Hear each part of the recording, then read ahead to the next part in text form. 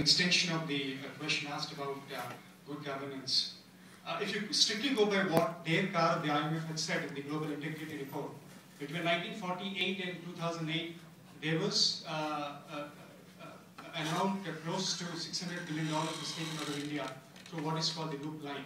And the question I have is, everybody seems to come to the right conclusion without articulating the process.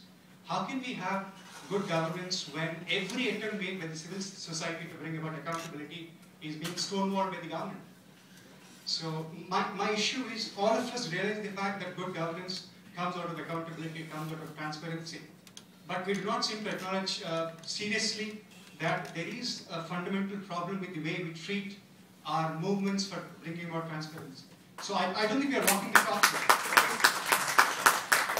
Well, creating an awareness within the country is extremely important. I suppose, but ultimately, we have to reform the system. I think we need to put in place an appropriate system in which it will happen. Now let me tell you, when we introduced liberalization, the whole idea was that once you dismantle the control administration, the scope for corruption will come down. I think it happened to some extent. I mean, because prior to 1991, there was no marketing organization in any company. All the marketing managers were only in Delhi. So, therefore,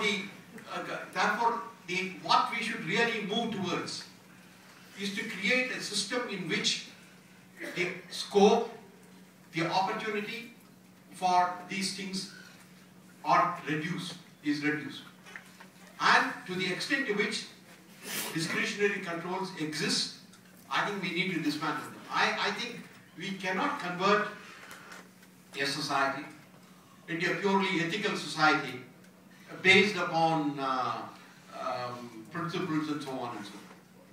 What we really need is a reform of the system. A reform of the system in which the opportunity for corruption comes down. And it can happen only under two things. One, we need to expand the scope for supply. I mean, we need to expand supply.